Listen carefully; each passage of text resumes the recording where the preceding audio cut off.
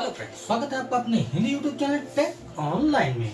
तो फ्रेंड्स, आज की वीडियो में हम बात करेंगे रैम के विषय में कि जो आपकी रैम होती है वो क्या होती है, और ये जो DDR1, DDR2, DDR3 या DDR4 ये क्या होता है। तो सबसे पहले बात करें रैम के विषय में। रैम का फुल फॉर्म होता है रैंडम एक्सेस मेमोरी। ठीक है, तो एक प्रकार की ये मेमोरी है जिसपे आप जितने भी प्रोग्राम्स या जितनी भी चीजें हैं उन पे ओपन करते हैं। जितने भी आपके प्रोग्राम्स या जितनी भी चीजें आप करते हैं वो सारी रैम पे जाके खुलती हैं। तो एक एग्जांपल के तौर पे मैं आपको बताना चाहूंगा कि रैम जो होती है वो उस डेस्क की तरह होती है जिसपे आप फाइल्स को ला करके काम करते हैं। और रैम की स्पीड जो होती है वो काफी ज्यादा होती है एक नॉर्मल हार्ड डिस्क के मुकाबले। तो अगर आपको कोई भी फाइल ला करके उस पर खोलनी है तो वो फटाक से खुल जाती है, फटाक से बंद हो जाती है। तो उसकी स्पीड इतनी हाई होती है जिससे आप आसानी से काम कर पाते हैं, मल्टीटास्किंग काम आपका हो जाता है। तो जैसे मान लिया जाए एक एग्जांपल के तौर पे कि आप किसी ऑफिस में काम कर रहे हैं, तो वहाँ पे आपको एक डेस्क मिलता है जिसपे आप फाइल्स को ला करके, जो आपकी अलमारी है उससे फाइल्स को लाते हैं और वहाँ पे आप उस डेस्क पे रख करके उस पर काम करना शुरू कर देते हैं। लेकिन यही आपको काम अगर बार बार करना पड़े, आपके पास कोई डेस्क ना हो, तो आप बार बार अलमारी पे जाएंगे, अलमारी से कोई बुक निकालेंगे, उस पर अपना काम करेंगे, उसको वहीं पे रख देंगे। फिर दूसरी आपने बुक निकाली, फिर से उस पर काम किया, रख दिया। लेकिन फिर से आपको उस अगर बुक की जरूरत पड़ी या उस डॉक्यूमेंट की फाइल की जरूरत पड़ी तो आपको फिर से वो निकालनी पड़ेगी। लेकिन अगर आपके पास कोई डेस्क है तो आपको जितनी फाइल्स पे काम करना है वो सारी आप डेस्क पे रख सकते हैं और उन पे एक साथ में काम कर सकते हैं। तो वही काम आपका रैम करती है जो आपका ऑफिस में एक डेस्क करती है। तो आपको समझ में आ गया होगा कि रैम जो है वो क्या काम करती है। तो आप बात करते हैं जो रैम पे लिखा होता है DDR1, DDR2, DDR3 ये क्या होता है।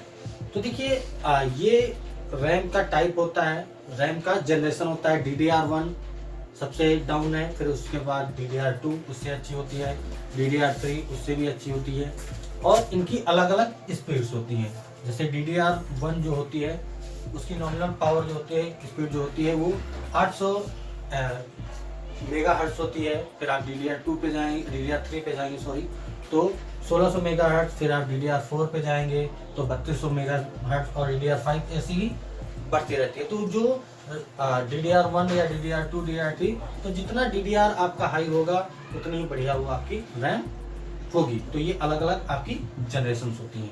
तो जैसे कि एग्जांपल के तौर पे मेरे पास रैम है, तो इस पे जो ये लेबल लगा होता है उसको पहचानने के लिए मैंने उसका जो सीरियल नंबर और ये सारी चीजें यहाँ पे लिख रखी हैं।